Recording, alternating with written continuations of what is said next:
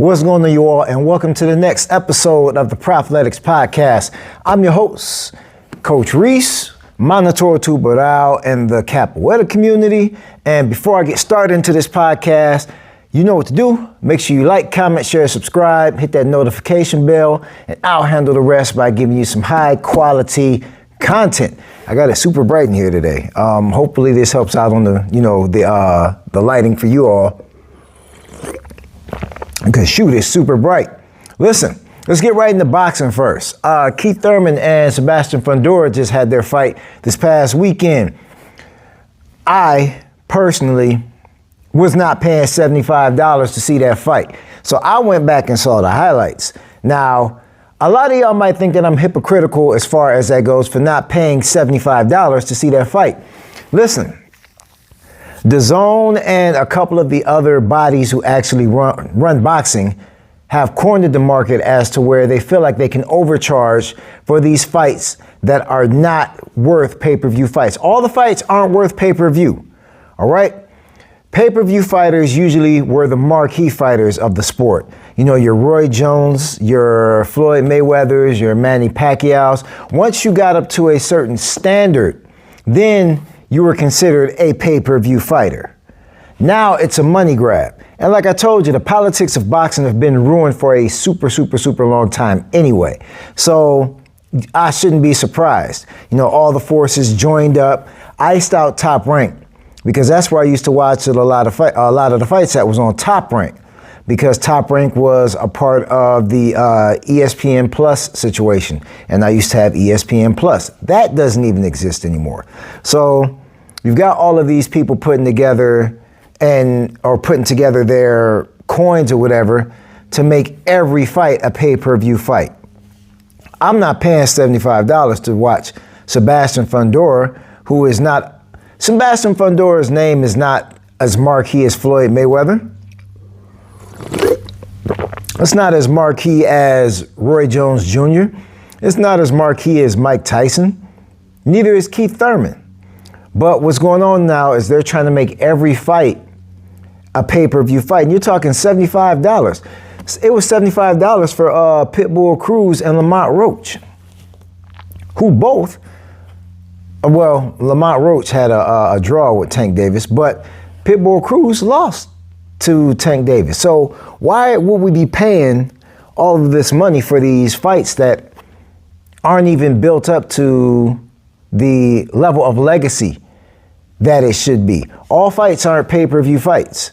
And I refuse to pay $75 to almost $100 for these fights that are not worth it. Some of these fights need to go back to the PBC style. PBC had it as to where their fighters were fighting for free until they got to a certain point. PBC was the last one to have that blueprint where it needed to happen that way, all right? But back to the fight. From what I saw in the Fundora and Thurman fight, especially the last round where Keith Thurman was stopped. Keith Thurman had an attitude saying that the ref stopped the fight too early. Bro, look at your face. Did y'all see Keith Thurman's face? Keith Thurman looked like he got hit by 12 cars. And when I watched the playback of that actual sequence before the ref stopped the fight, Keith Thurman was in straight defensive mode and on his bicycle. He was maybe throwing one wild looping punch to Sebastian Fundora's 6 to 7 to 8.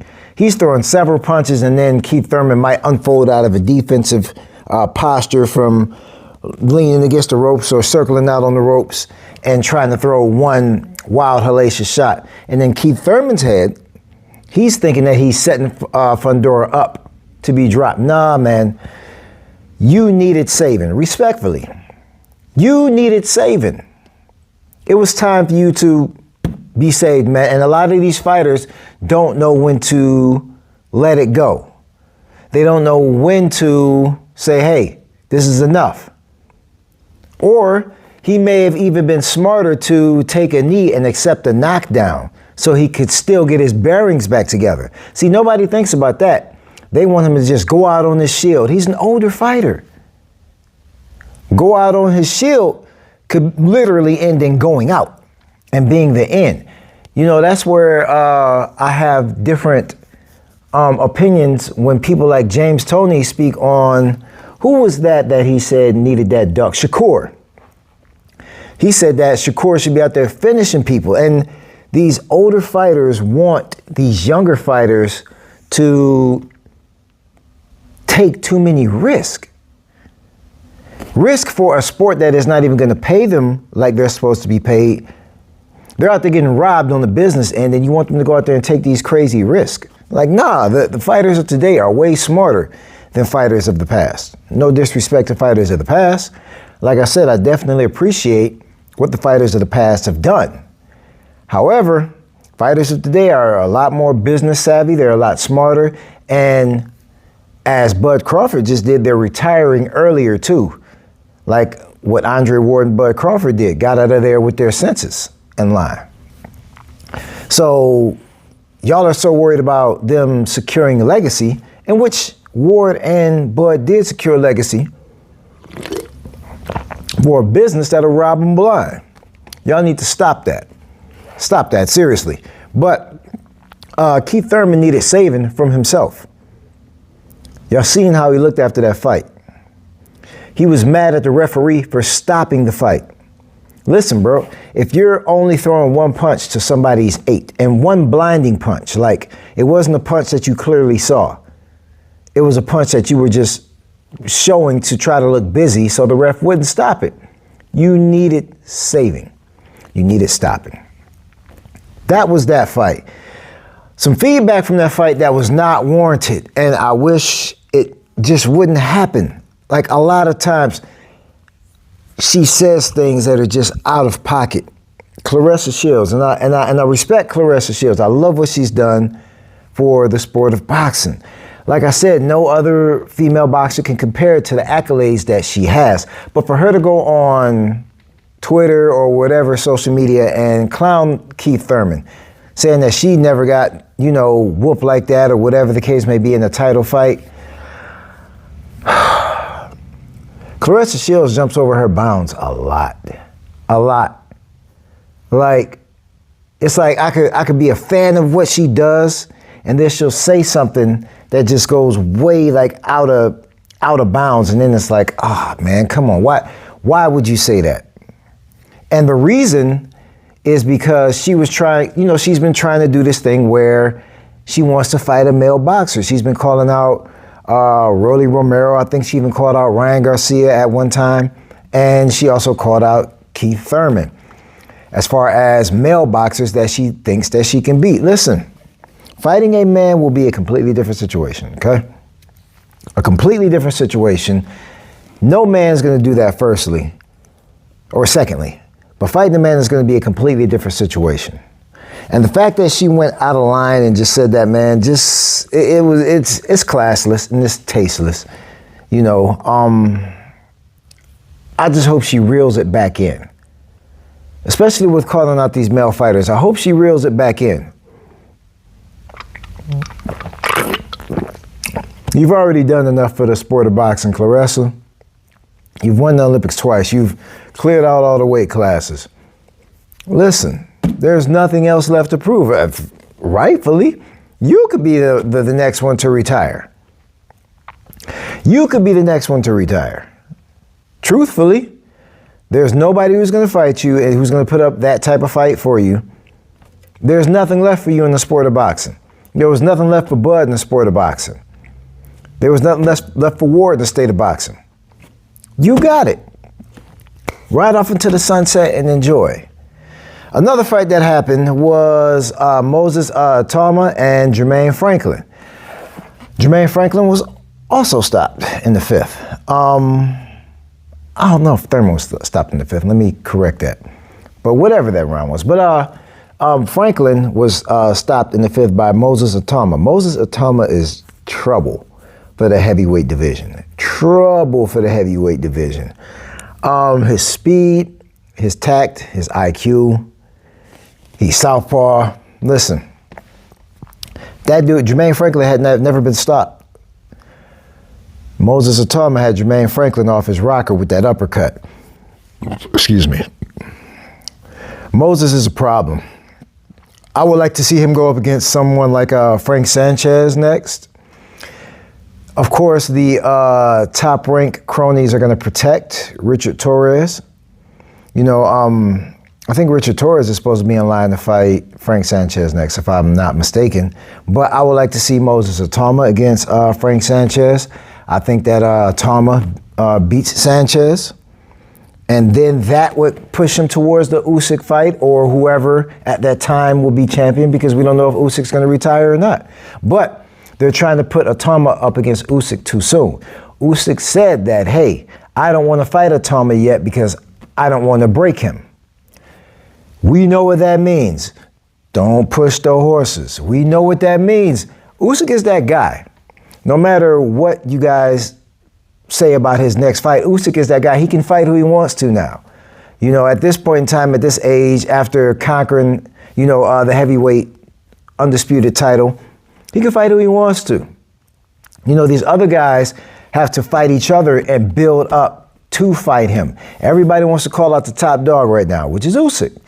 Usyk wants to finish his Mount Rushmore, which is the top people who were at the heavyweight division while he was at his peak, which would be complete with Wilder. So he wants the Wilder fight. He wants to give Wilder his shot, and rightfully so. But these younger guys, your Fabio Wardley, your Daniel Dubois, who was already beaten by Usyk, so not even Daniel Dubois, but your Fabio Wardley and Moses Itauma, they want to go gunning for Usyk when they need to be gunning for each other. Right now, next we have Daniel Dubois and Fabio Wardley.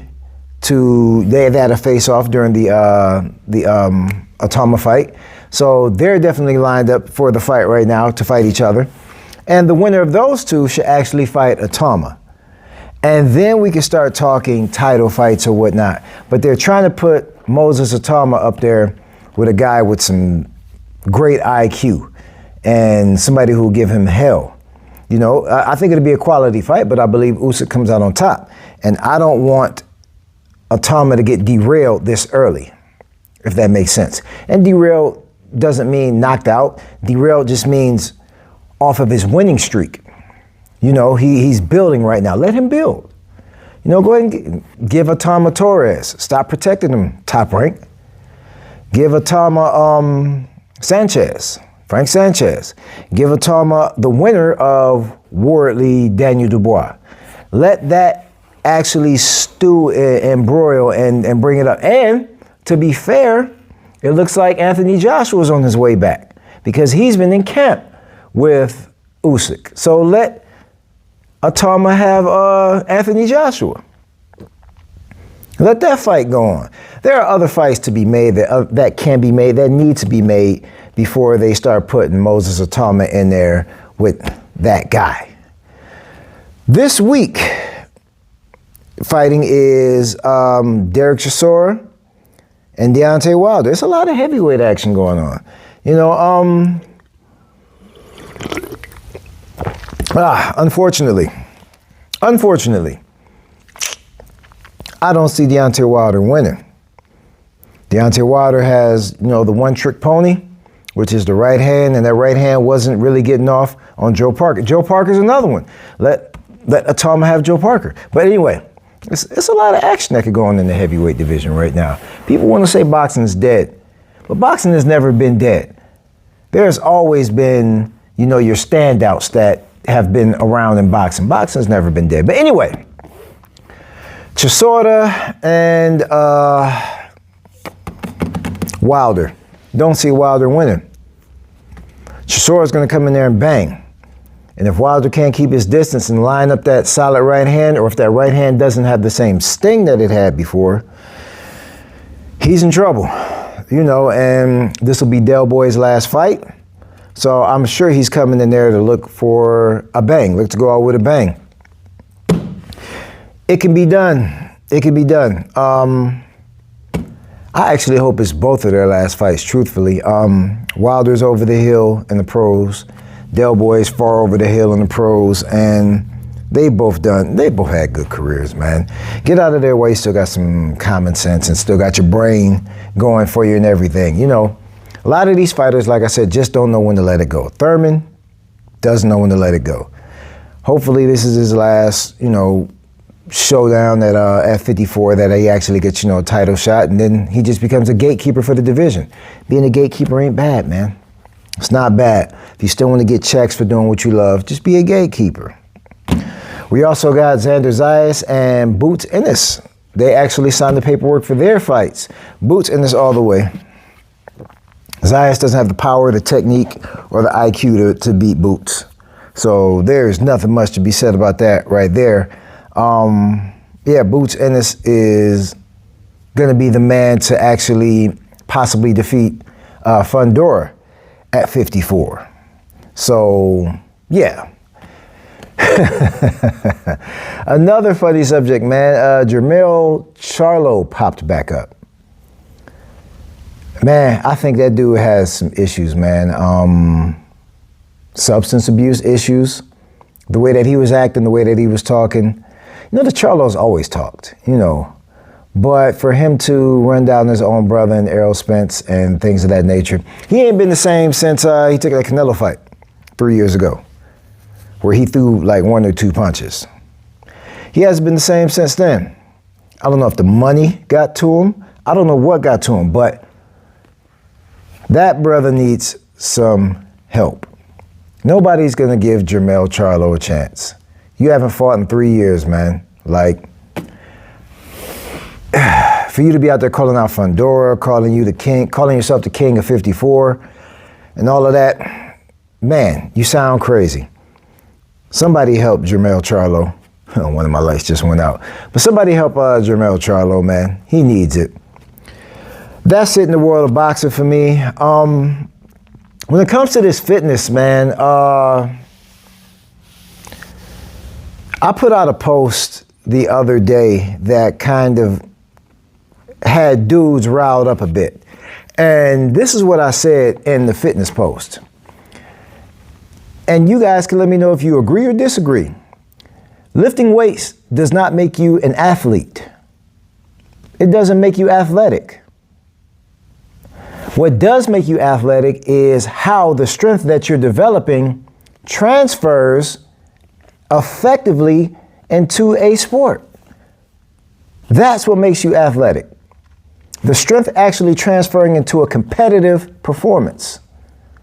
Not just going to the gym and lifting weights. See, because these guys feel like because they can bench 225 and 315 and all this, that it makes them a dangerous individual. It doesn't. It doesn't. You're not any more skilled than you were before. Like, you have the skill now to lay on the bench, lay flat on the bench, and to push weight up. That's it. That's not training your neurological senses to actually translate it into strength, into a performance.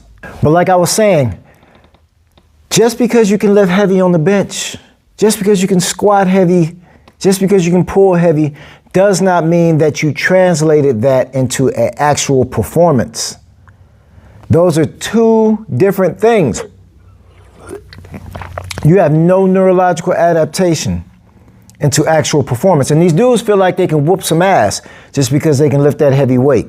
You can't whoop no ass, man. You're going to get out here and get tuned up. I got a gym full of people under 200 pounds. These egotistical dudes are the worst when it comes to giving advice and breaking their egos. Because they've been told that moving a lot of weight means that, you're more dangerous and that you can protect now and that you can fight. You can't do nothing. Let me break it down to you guys so you know where your weaknesses are, okay? And I'm gonna break it down as nice and as simple as possible.